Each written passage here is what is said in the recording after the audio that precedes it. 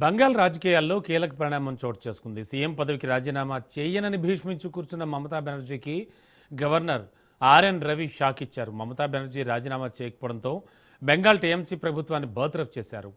బెంగాల్ అసెంబ్లీని సైతం రద్దు చేశారు. గవర్నర్ మొత్తం మంత్రివర్గాన్ని రద్దు చేశారు. దీంతో మమతా బెనర్జీ ముఖ్యమంత్రి పదవి నుంచి వైదొలగినట్లయింది. అర్ధరాత్రితో బెంగాల్ అసెంబ్లీ 5 ఏళ్ల కాల పరిమితి ముగుస్తోంది. మరోవైపు ఓడిపోయినా మమతా బెనర్జీ సీఎం పదవికి రాజీనామా చేయలేదు. ఈ నేపథ్యంలో గవర్నర్ ఈ నిర్ణయం తీసుకున్నట్లుగా తెలుస్తోంది. ఈ నిర్ణయంతో మమతా 15 ఏళ్ల పాలనకు తెరపడింది.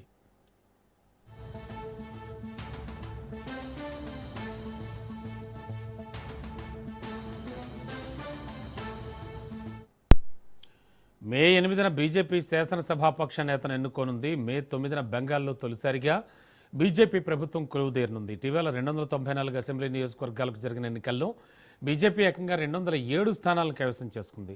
టీఎంసీ కేవలం 80 సీట్లకు పరిమితమై ఘోర పరాజయాన్ని మూటగట్టుకుంది. సీఎం మమతా భవానీపూర్ నియోజకవర్గంలో బీజేపీ నేత సువేందు అధికారి చేతిలో పరాజయం పాలయ్యారు.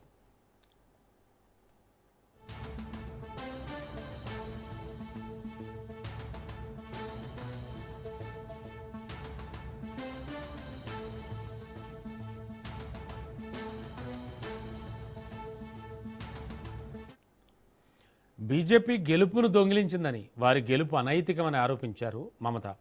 కేంద్ర బలగాలు ఈసీ సాయంతో బీజేపీ బెంగాల్లో గెలిచిందని దుయ్యబట్టారు. దీని కారణంగా తాను రాజీనామా చేయబోనని తేల్చెప్పారు. మరోవైపు 100 అసెంబ్లీ స్థానాల్లో ఫలితాలను దొంగిలించినట్లు బీజేపీపై ఆరోపణలు గుప్పించారు.